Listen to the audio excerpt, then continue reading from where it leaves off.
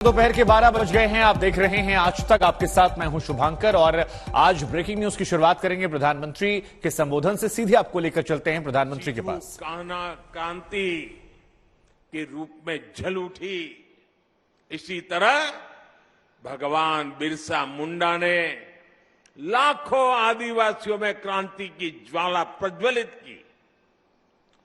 वो बहुत कम आयु में चले गए, लेकिन उनकी ऊर्जा, उनकी देशभक्ति और उनका हौसला ताना भगत आंदोलन जैसी क्रांतियों का आधार बना। साथियों, गुलामी के शुरुआती सदियों से लेकर 20वीं सदी तक आप ऐसा कोई भी कालखंड नहीं देखेंगे जब आदिवासी समाज ने स्वाधीनता संग्राम की मशाल को थामे न रखा हो।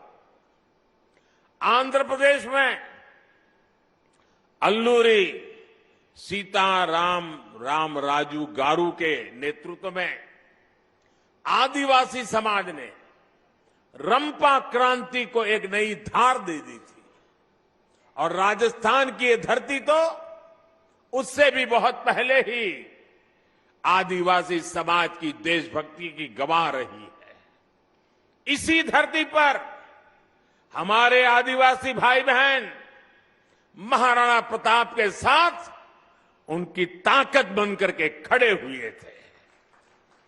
साथियों, हम आदिवासी समाज के बलिदानों के ऋणी हैं, हम उनके योगदान के ऋणी हैं। इस समाज के इसने प्रकृति से लेकर पर्यावरण तक, संस्कृति से लेकर परंपराओं तक भारत के चरित्र को सहेजा और संजोया है। आज समय है कि देश इस ऋण के लिए, इस योगदान के लिए आदिवासी समाज की सेवा कर उनका धन्यवाद करे। बीते 8 वर्षों से यही भावना हमारे प्रयासों को ऊर्जा देती रही है। आज से कुछ दिन बाद ही 15 नवंबर को भगवान बिरसा मुंडा की जयंती पर देश जनजातीय गौरव दिवस मनाएगा। आदिवासी समाज के अतीत और इतिहास को जन जन तक पहुंचाने के लिए आज देश भर में आदिवासी स्वतंत्रता सेनानियों को समर्पित विशेष म्यूजियम बनाए जा रहे हैं। जिस भव्य विरासत से हमारी पीढ़ियां वंचित रह रही थी, वो अब उनके चिंतन का, उनकी सोच का और उनकी प्रेरणाओं का हिस्सा बनेगी। भाइयों बहनों, देश में आदिवासी समाज का विस्तार और उसकी भूमिका इतनी बड़ी है कि हमें उसके लिए समर्पित भाव से काम करने की जरूरत है।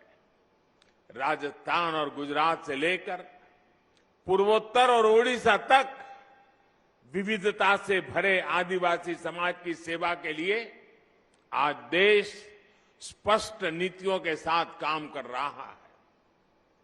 वनबंधु कल्याण योजना के जरिए आज जनजातीय आबादी को पानी, बिजली, शिक्षा, स्वास्थ्य और रोजगार के अवसरों से जोड़ा जा रहा है।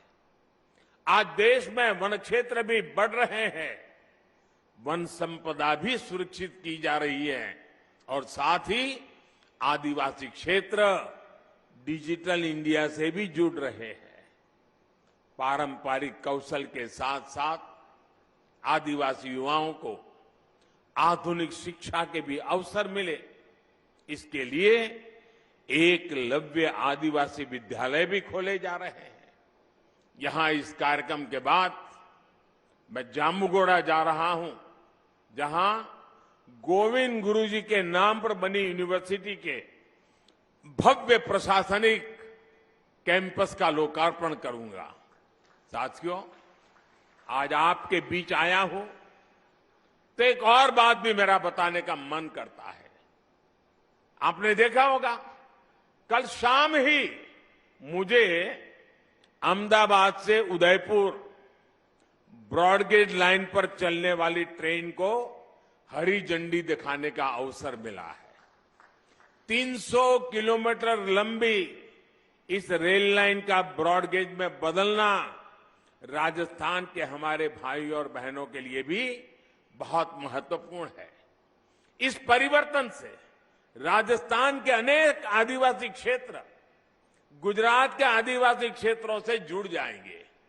इस नई रेल लाइन से राजस्थान के टूरिज्म को भी बड़ा लाभ होगा, यहां के औद्योगिक विकास में भी मदद मिलेगी।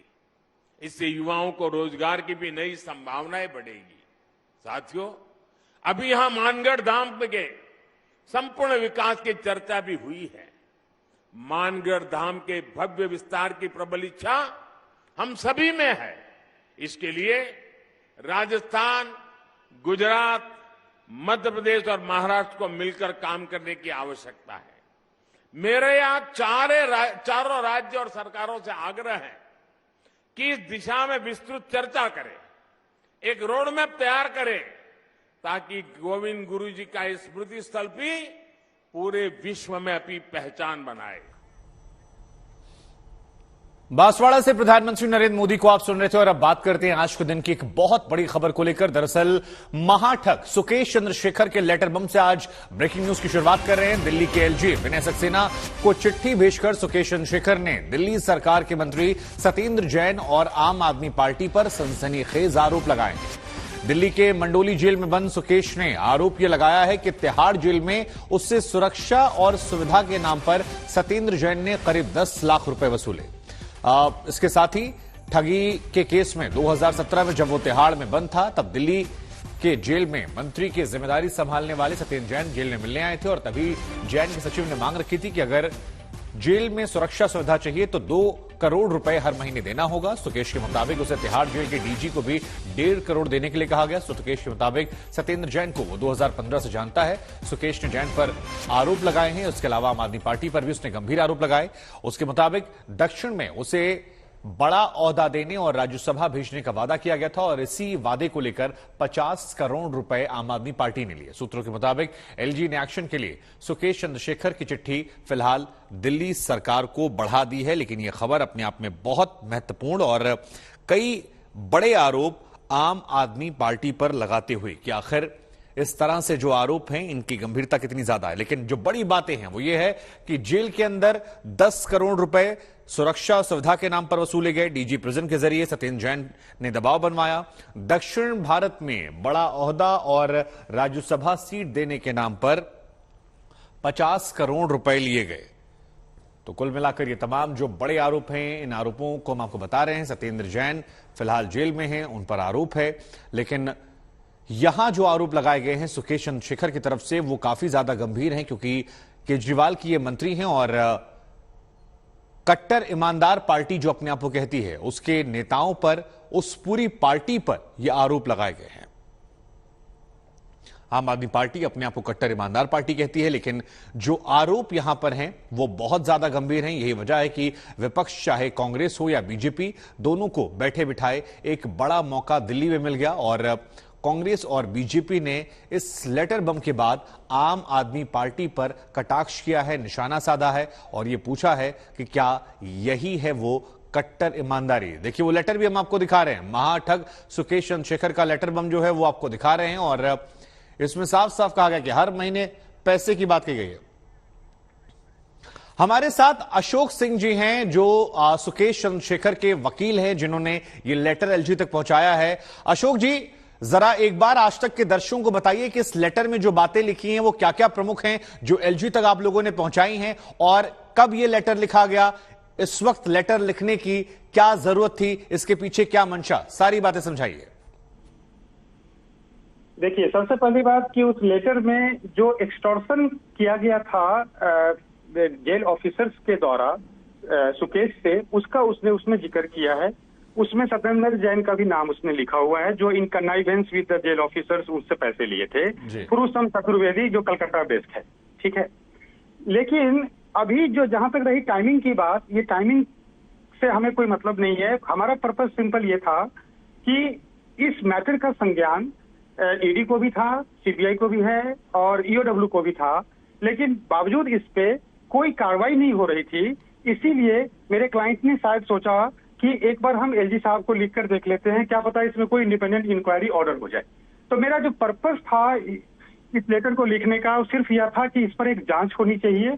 और अभी तक इसमें इवन हम दिल्ली हाईकोर्ट भी गए थे रिट पिटीशन में इस पर जांच के लिए। ये हमने सीबीआई को भी कंप्लेंट फाइल किया हुआ है इस पर जांच के लिए, कहीं से कुछ नहीं हो रहा था। तो हमने एक एज ए एफर्ट कि इसमें इंडिपेंडेंट इंक्वायरी हो, हमने एलजी साहब को लिखा है। नहीं तो जरा ये बताइए, इसमें कितना पैसा ट्रांसफर कर दिया गया है, जो आप लोग श्योर हैं कि ये ट्रांसफर किया गया, क्योंकि आप लोग जांच की मांग कर रहे हैं।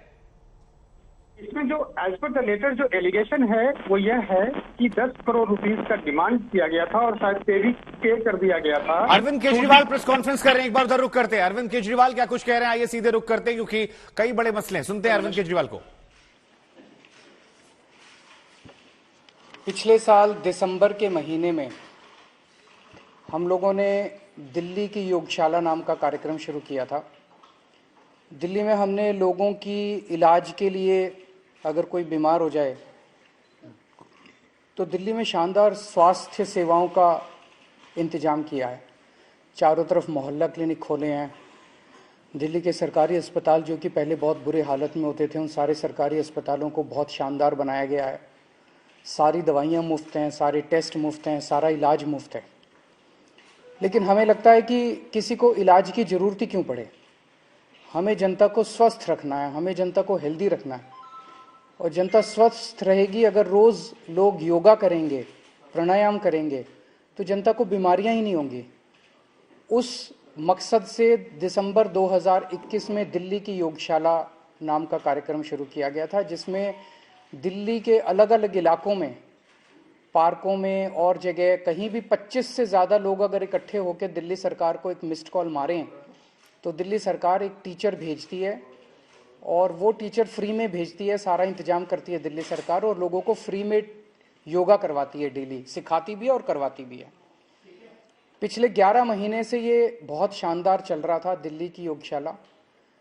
लगभग 590 स्थानों पे क्लासेस डेली चलती थी योगा की, और इनमें 17,000 के करीब बेनिफिशरीज आ रहे थे डेली। हमारा मकसद था इसको 17,000 से भी और बहुत आगे ले जाना। नया नया कार्यक्रम था लेकिन बहुत तेजी से बढ़ रहा था, लोग बहुत खुश थे।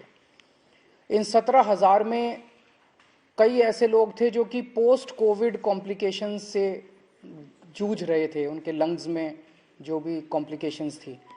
तो 10-11 हज़ार लोग ऐसे थे जो कि पोस्ट कोविड कॉम्प्लिकेशन से जूझ रहे थे, उन्हें बहुत फ़ायदा हो रहा था। मुझे बेहद दुख के साथ कहना पड़ रहा है कि इन लोगों ने मिलके आज से योगा क्लासेस बंद कर दी हैं दिल्ली के अंदर। आज सुबह दिल्ली के अंदर योगा क्लासेस नहीं हुई। जो ये फ्री योगा क्लासेस होती थी, आज सुबह से दिल्ली के अंदर ये योगा क्लासेस नहीं हुई। तो 17,000 बेनिफिशरीज जो थे वो योगा करने से रह गए। जो लोग बीमार थे, अस्थमा से बीमार थे, पोस्ट कोविड कॉम्प्लिकेशन से बीमार थे, वो आज योगा करने से रह गए।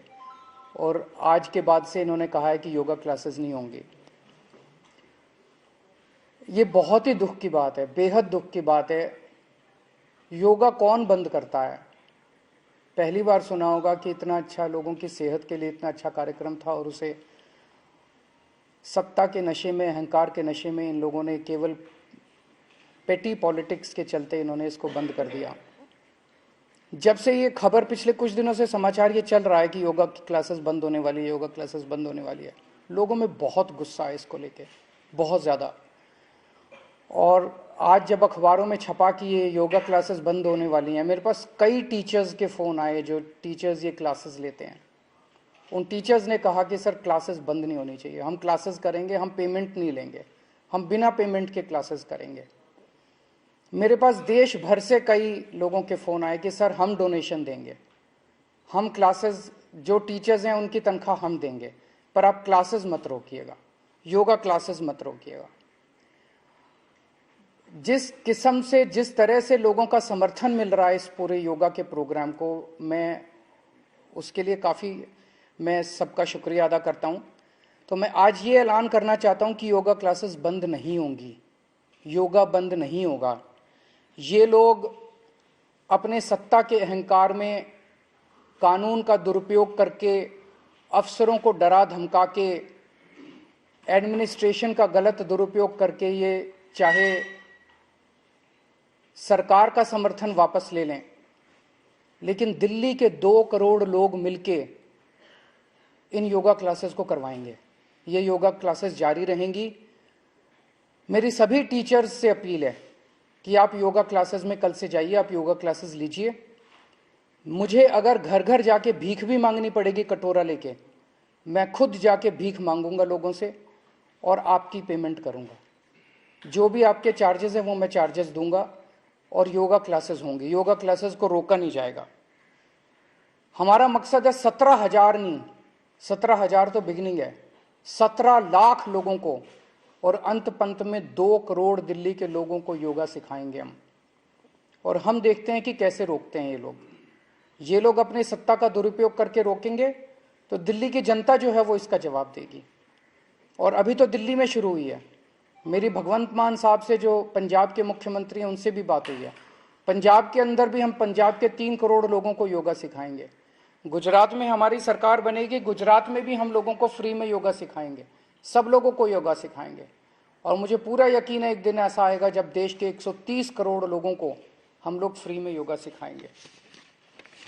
इनके पास सत्ता है और सत्ता का अहंकार है, उस सत्ता का दुरुपयोग कर रहे हैं। हमारे पास दिल्ली के 2 करोड़ लोग हैं और उन 2 करोड़ लोगों का साथ है। कहते हैं ना कि मारने वाले से बचाने वाला ज्यादा ताकतवर होता है, ज्यादा अच्छा होता है। वैसे ही काम रोकने वाले से काम करने वाला ज्यादा अच्छा होता है। ये लोग सोचते हैं कि ये इतने पावरफुल हो गए हैं, इतने पावरफुल हो गए हैं कि इस देश को रोक सकते हैं, लेकिन अब देश रुकेगा नहीं। लोगों ने ठान लिया कि अब देश रुकेगा नहीं। पिछले कई महीनों से हम लोग देख रहे हैं कि दिल्ली के हर अच्छे काम को रोकने की कोशिश की जा रही है। इन्होंने दिल्ली की दिवाली को नहीं होने दी। हर साल हम दिल्ली की दिवाली मनाया करते थे, इस बार इन्होंने अफसरों से पे प्रेशर डाल के उल्टा सीधा लिखवा के दिल्ली की दिवाली नहीं होने दी। इन्होंने रेड लाइट ऑन, गाड़ी ऑफ, इतना अच्छा प्रोग्राम था, पिछले 3-4 साल से चल रहा था, हर साल पोल्यूशन के टाइम पे हम करते थे, वो प्रोग्राम इन्होंने रोक दिया। अब सुनने में आ रहा है कि ये मोहल्ला क्लिनिक और स्कूल इनके अगले टारगेट हैं। मोहल्ला क्लिनिक की चर्चा पूरी दुनिया में होती है। अब मुझे पता चला है कि ये दवाइयों के, जो मोहल्ला क्लिनिक में फ्री दवाइयां देते हैं, उनके टेंडर रोकने वाले हैं। मुझे पता चला है कि जो मोहल्ला क्लिनिक में फ्री टेस्ट करते हैं हम लोग, उनके टेंडर रोकने वाले हैं। मुझे पता चला अस्पतालों में जो कच्चे कर्मचारी हैं उनको तंग करने वाले हैं। स्कूलों के अंदर गेस्ट टीचर्स को तंग करेंगे, उनको निकालने की कोशिश करेंगे, कच्चे कर्मचारियों को तंग करेंगे ताकि स्कूलों में बाधा पहुंचे, स्कूलों में पढ़ाई में अड़चन आए बच्चों के, ताकि मोहल्ला क्लिनिक में बाधा पहुंचे, मोहल्ला क्लिनिक में अड़चन आए, अस्पतालों में अड़चन आए। ये हर चीज रोकना चाहते हैं। पर मैं दिल्ली के लोगों को यकीन दिलाना चाहता हूं, विश्वास दिलाना चाहता हूं कि आप बिल्कुल चिंता मत करना। मैं आपके साथ खड़ा हूं, मैं आपकी ढाल बन के खड़ा हूं। जितना बीजेपी और एलजी साहब मिलके दिल्ली के कामों में अड़चन अड़ाएंगे, मैं एक भी काम को रुकने नहीं दूंगा। आपका बेटा आपके साथ खड़ा है, आपका भाई आपके साथ खड़ा है, एक भी काम मैं रुकने नहीं दूंगा। उसके लिए मुझे जो भी करना पड़े, जैसे इन्होंने योगा क्लासेस रोकी, लेकिन योगा क्लासेस को रुकने नहीं देंगे। ये मोहल्ला क्लिनिक को रोकने की कोशिश करेंगे, मोहल्ला क्लिनिक हम रुकने नहीं देंगे। ये स्कूलों में अड़चन अड़ाने की कोशिश करेंगे, हम स्कूलों को रुकने नहीं देंगे। ये लोग अस्पतालों को रोकने की कोशिश करेंगे, हम अस्पतालों को रुकने नहीं देंगे। दिल्ली का कोई काम नहीं रुकने देंगे।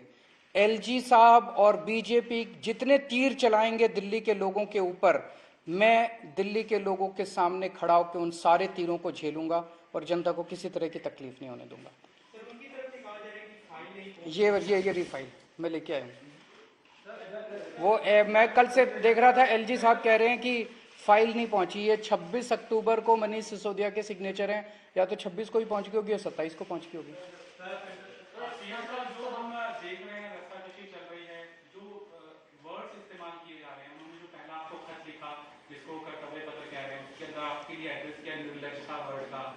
कई बार कह रहे हैं झूठ बोलते हैं, आप कहते हैं कि भाजपा की सरकार है। मैं देख रहा हूं कि एलजी साहब की तरफ से जो शब्द आ रहे हैं, बहुत गाली गलौज लिखते हैं, उससे मेरे को किसी तरह की तकलीफ नहीं है।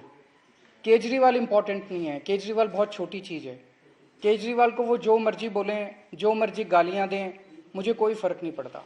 मेरा एक ही मकसद है ज़िंदगी में कि मैं दिल्ली की जनता की सेवा करना चाहता हूँ। ऊपर वाले ने पता नहीं मैंने कुछ पुण्य कमाए होंगे जो ऊपर वाले ने मेरे को इतनी बड़ी जिम्मेदारी दी है और दिल्ली की जनता की सेवा करने का सौभाग्य दिया है।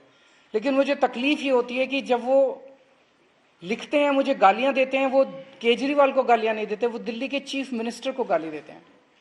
और दिल्ली का चीफ मिनिस्टर दिल्ली के 2 करोड़ लोगों का रिप्रेजेंटेटिव है।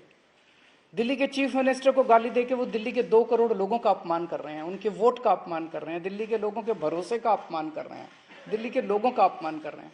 ये ठीक नहीं है। दिल्ली के लोगों का अपमान नहीं होना चाहिए। और गाली गलौज की राजनीति से क्या निकलता है? सर, आप और आपकी पार्टी कह रही है कि एमसीडी जो है, जो बीजेपी की शासन वाली एमसीडी है, दिल्ली में 16 और कूड़ा घर बनाने की पूरी तैयारी चल रही है। एलजी साहब कह रहे हैं कि ऐसी कोई तैयारी नहीं है। उन्होंने कहा है कि जो लोग मिसलीड कर रहे हैं, झूठ फैला रहे हैं, इनके खिलाफ एमसीडी को निर्देश दिया है कि कानूनी कार्रवाई वो लोग करें। अभी चुनाव के पहले वो और क्या कर सकते हैं?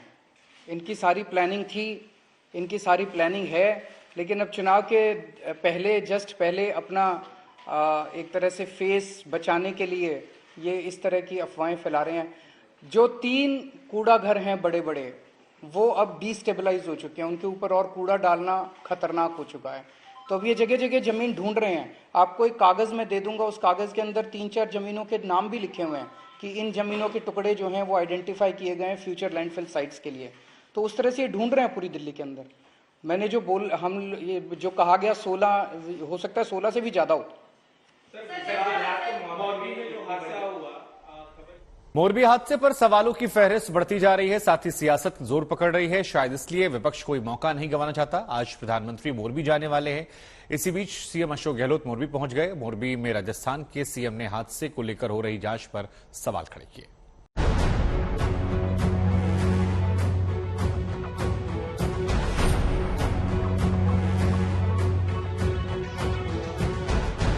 कोई टूटे हुए पुल पर लटक रहा था, कोई पानी में हाथ पैर मार रहा था, कोई बचे हुए पुल के हिस्से तक पहुंचने की कोशिश में तड़प रहा था। रविवार शाम लोगों ने गुजरात के मोरबी में मौत का मंजर देखा। पुल टूटने के बाद कई लोगों को जान गंवाते देखा और इस हादसे के दर्द ने कई परिवारों को रुला दिया। देश को झकझोर देने वाले इस हादसे ने पीएम मोदी को भी भावुक कर दिया। एक तरफ दर्द से भरा पीड़ित दिल है और दूसरी तरफ कर्म और कर्तव्य का पथ है। इस कर्तव्य पथ की जिम्मेवारी को लेते हुए मैं आपके बीच में हूं, लेकिन करुणा से भरा मन उन पीड़ित परिवारों के बीच में है।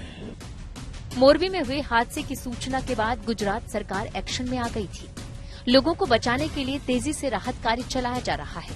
कई टीमों को इस काम में लगाया जा रहा था। पीएम मोदी खुद गुजरात में मौजूद थे और हालात पर नजर बनाए हुए थे। सुबह केवड़िया में पीएम ने इस हादसे का जिक्र किया और मोरबी हादसे पर अपना दुख व्यक्त किया। दुख की इस घड़ी में सरकार हर तरह से पीड़ित परिवारों के साथ है। गुजरात सरकार पूरी शक्ति से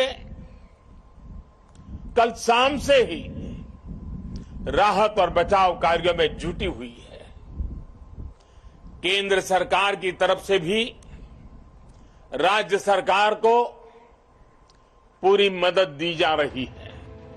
पीएम मोदी मंगलवार को मोरबी जाएंगे, जहां वो घायलों से मुलाकात कर सकते हैं, पीड़ित परिवार वालों से भी मिल सकते हैं।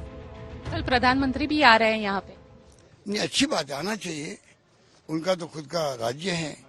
अभी जहाँ तक कुछ लोगों ने मांग करी है 30 लाख रुपए मिले इनको परिवार वालों को, कि तो परिवार के परिवार चले गए हैं, तो रुपए तो कोई कमी ना राज्यों के पास होती है। सीएम रिलीफ फंड होता है, पीएम रिलीफ फंड अलग है, और एक और फंड नया बन गया, पीएम केयर फंड। पैसे की कोई कमी नहीं है। हम चाहेंगे कि मैक्सिमम मुआवजा मिले इन लोगों को, घायलों का इलाज ढंग से हो। अभी इससे ज्यादा हम कुछ नहीं करना चाहते। हम निष्पक्ष जांच की मांग कर रहे हैं। और अब बात करते हैं आम आदमी पार्टी को लेकर महाठग सुकेश चंद्रशेखर के आरोपों पर। अरविंद केजरीवाल ने वापस निशाना बीजेपी पर साधा है। कहा बीजेपी की हालत खस्ता है, इसी वजह से बीजेपी सुकेश चंद्रशेखर के कंधे का इस्तेमाल कर रही है ध्यान भटकाने के लिए। आम आदमी पार्टी पर आरोप लगाए हैं। आपको बता दें, सुकेश चंद्रशेखर ने आरोप लगाया था कि 50 करोड़ रुपए उसने आम आदमी पार्टी को दिए थे राज्यसभा सीट के लिए। साथ ही यह भी आरोप लगाया कि सत्येंद्र जैन ने उससे 10 करोड़ रुपए लिए थे सुरक्षा व्यवस्था के नाम पर, जब वो जेल में था और उनके पास तमाम अहम जिम्मेदारियां थीं। डीजी प्रिजन के जरिए ये पैसे और दबाव बनाया गया। और अब अरविंद केजरीवाल ने कहा कि मोरबी से ध्यान भटकाने के लिए सुकेश को लाया गया है। मोरबी हादसे से ध्यान भटकाने की कोशिश, ये अरविंद केजरीवाल का कहना।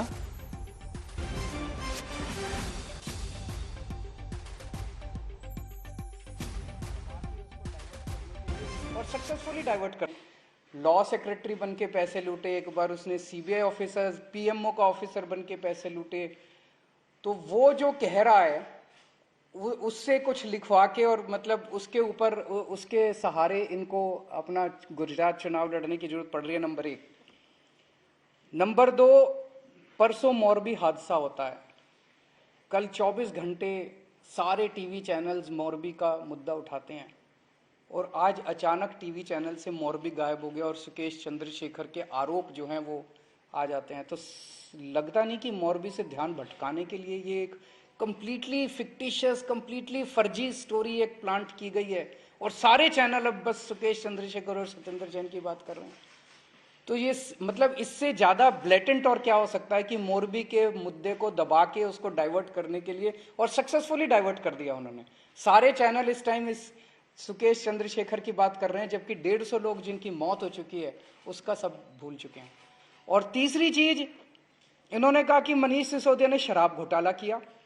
2 महीने तो हो गए, 800 अफसर लगे हुए हैं, एक कुछ नहीं मिला इनको। इन्होंने कहा बसों में पैसे खा गए हम, उसमें कुछ नहीं मिला। इन्होंने कहा सड़कों में घोटाला हो गया। इन्होंने पता नहीं कितने आरोप लगाए, अभी तक तो किसी आरोप में कुछ नहीं निकला। तो सारे आरोप इनके मनगढ़ंत हैं, सारे आरोप फर्जी हैं इन लोगों के। सर, गुजरात में नागरिकता देने की बात आज कांग्रेस ने कही है उन लोगों को जो पाकिस्तान और अफगानिस्तान के शरणार्थी। ये सारी चीजें गुजरात चुनाव के पहले हो रही हैं। कभी यूनिफॉर्म सिविल कोड की बात करते हैं, कभी अच्छी बात है, देनी चाहिए, उसमें हम उसका विरोध नहीं करते। पर ये अचानक 27 साल के बाद इस 2022 के गुजरात चुनाव के पहले क्यों याद आ रहा है? क्योंकि अभी तक इनको गुजरात में कुछ करने की जरूरत ही नहीं पड़ती थी। बीजेपी और कांग्रेस के अंदर ऐसी अच्छी सेटिंग थी कि दोनों को चुनाव तो लड़ते ही नहीं थे, दोनों सेटिंग करके। इस बार इन लोगों को चुनाव के पहले संघर्ष करना पड़ रहा है क्योंकि आम आदमी पार्टी वहां आ गई है। Thank you.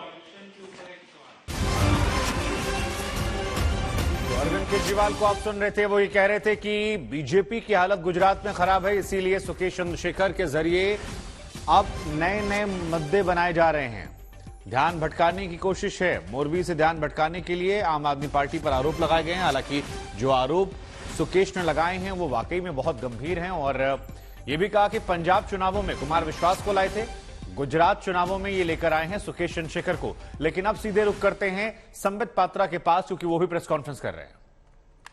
और इस ठग का नाम है सुकेश चंद्रशेखर, और ठग के घर में ठगी करने वाले महाठग का नाम आम आदमी पार्टी और सत्येंद्र जैन है। आप सबने अखबार में पढ़ा होगा कि सुकेश चंद्रशेखर आखिर कौन है, हु इज सुकेश चंद्रशेखर। अगर पटकथा पे जाए और बहुत ही संक्षेप में कहा जाए तो सुकेश चंद्रशेखर एक कॉनमैन है। कॉनमैन का अर्थ होता है एक ठग है, जिसने तिहाड़ जेल के अंदर रहते हुए भी जेल के 4 दीवारी के अंदर से 200 करोड़ रुपए की ठगी की, एक्सटॉर्शन किया, बहुत लोगों को एक तरह से ठग करके एक्सटॉर्शन, जिसे एक्सटॉर्शनिस्ट कहा जाता है, ये सुकेश चंद्रशेखर एक एक्सटॉर्शनिस्ट है। और आज ये कहना अतिशयोक्ति नहीं होगा कि आम आदमी पार्टी ने एक्सटॉर्शनिस्ट से एक्सटॉर्शन कर लिया है।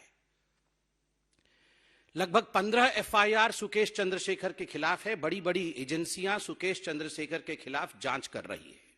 घूसखोरी, उगाही, फॉर्जरी, जालसाजी, ये सारे चार्ज सुकेश चंद्रशेखर के खिलाफ है। और आपको जान के आश्चर्य होगा, ऐसे महान सुकेश चंद्रशेखर के मित्र, आम आदमी पार्टी के मंत्री जो वर्तमान में जेल के चारदीवारी में बंद हैं, तिहाड़ में बंद हैं, वैसे सत्येंद्र जैन स्वयं थे। तो ये सुकेश चंद्रशेखर और सत्येंद्र जैन दोनों बड़े अच्छे मित्र हैं। जोरदार मित्रता थी इनके बीच में और ये एक चिट्ठी में सामने आया है। सुकेश चंद्रशेखर कहते हैं कि मैं 2015 से आम आदमी पार्टी से टच में हूं और तब से सत्येंद्र जैन मेरे घनिष्ठ मित्र हैं और उस समय मुझे आम आदमी पार्टी ने यह वादा किया कि मुझे राज्यसभा देंगे, कि मुझे साउथ में एक बहुत बड़े नेता के रूप में स्थापित करेंगे, प्रतिस्थापित करेंगे और उनकी उन्नति होगी साउथ में। और इस कारण से मुझसे 50 करोड़ रुपए उगाही किए गए। मैंने आम आदमी पार्टी को 50 करोड़ रुपए दिए। Just imagine a party which came with the promising of changing the scenario of Indian politics, 50 crore, वो 50 करोड़ लेती है केवल इसलिए क्योंकि उसने किसी को वादा किया है कि हम आपको आगे बढ़ाएंगे। और अखबार में यह भी मालूम पड़ता है कि एक चिट्ठी लिखा है सुकेश चंद्रशेखर जी ने एलजी साहब को। उस चिट्ठी की एक प्रति हमारे पास है, वो चिट्ठी हम आपको दिखाएंगे भी और उसके कुछ एक्सर्प्ट जो है आपके सम्मुख रखेंगे। मगर मोटा मोटी उस चिट्ठी में क्या लिखा है? उस चिट्ठी में सुकेश चंद्रशेखर कहता है कि जब मैं तिहाड़ में बंद था और सत्येंद्र जैन जेल मंत्री थे तो कई बार उनका मेरे पास आना हुआ। 2017 में ये सुकेश चंद्रशेखर जेल में बंद होता है और सत्येंद्र जैन जो उस समय जेल मंत्री थे, कई बार जेल में अपने मित्र, अपने यार सुकेश चंद्रशेखर से मिलने जाते हैं। और 2019 में पुनः जब ये जेल का पोर्टफोलियो सत्येंद्र जैन के पास आता है और सत्येंद्र जैन अपने मित्र से मिलने जाते हैं तिहाड़ जेल, तो उनके खुद के लोगों ने, उनके सेक्रेटरी ने, सेक्रेटरी का भी नाम इसमें बकायदा दिया हुआ है, उनके सेक्रेटरी ने सुकेश चंद्रशेखर से कहा कि हमें प्रोटेक्शन मनी चाहिए।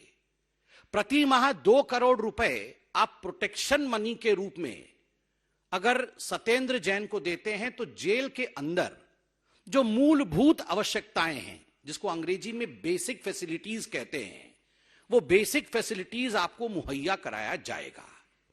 और प्रत्येक महीने 2-2 करोड़ रुपए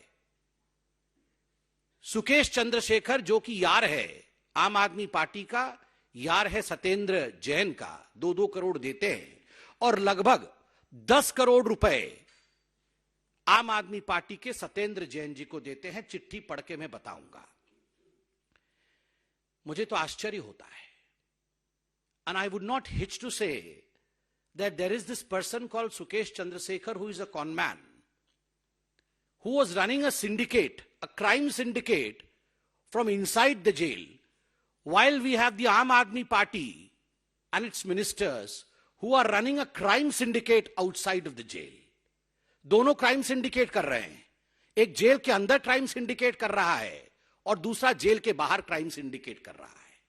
आप सोच के देखिए, अन्ना हजारे जी ने चंद हफ्तों पहले जो चिट्ठी अरविंद केजरीवाल जी को लिखी थी, वो कितना सार्थक है।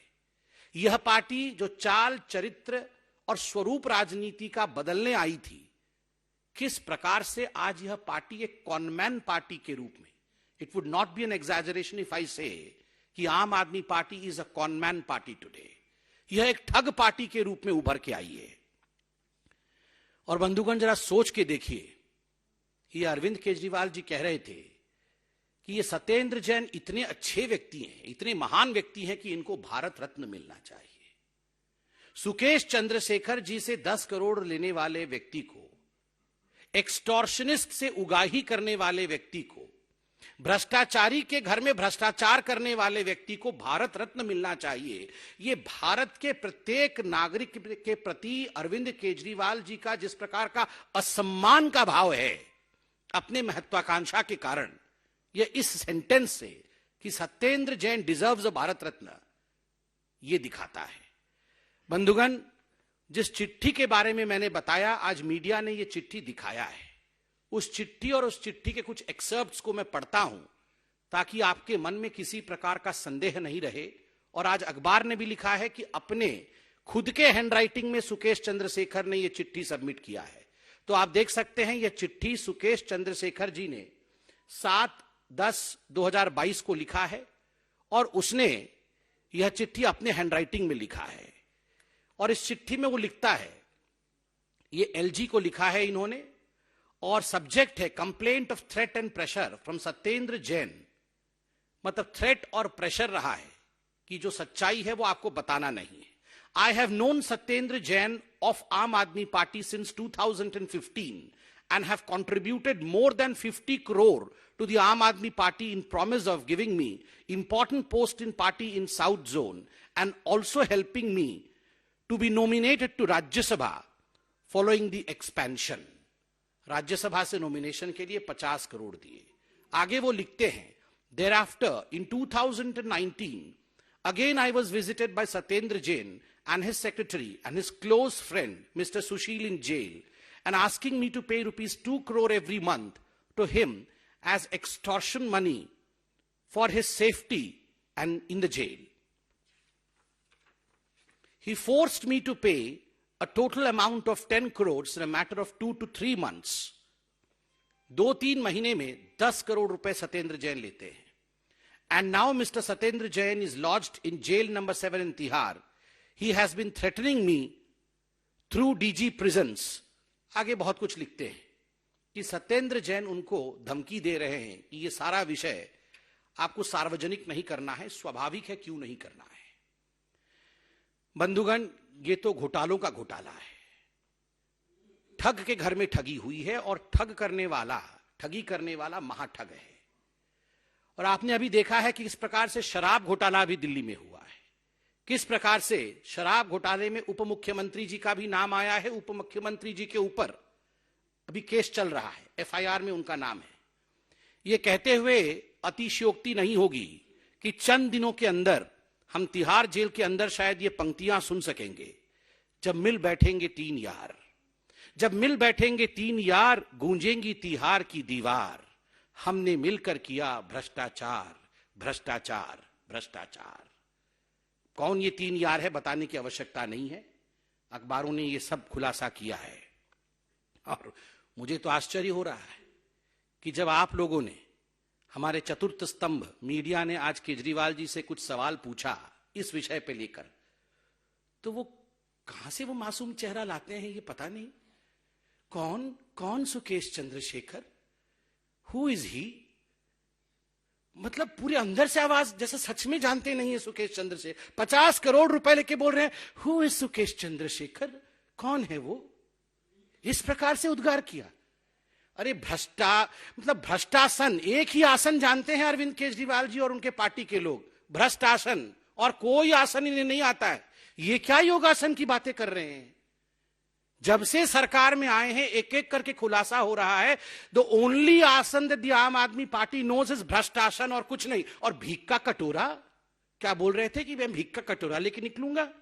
अरे कहां का कटोरा? कटोरा में कहां से जगह होगा 50 करोड़ रुपए? ये कितने हजार करोड़ रुपए तो आपने मार लिए एक्साइज ड्यूटी से, और ठगों के घर से आप 50-50 करोड़ रुपए ले रहे हैं। और कटोरा, बोरी बोलिए, बोरी में पैसे बंद कर करके मैं इकट्ठे कर रहा हूं, ये बोलिए केजरीवाल जी। ये आप जनता को ठगने का जो काम कर रहे हैं, जनता जनार्दन ये सब जानती है। इसका जवाब आने वाले दिनों में जनता जनार्दन आपको देगी। इतना ही कह के मैं अपने वक्तव्य को समाप्त करूंगा। चूंकि ये बाइट था, इस कारण कोई प्रश्नोत्तर इस विषय पर नहीं होगा। बहुत बहुत धन्यवाद।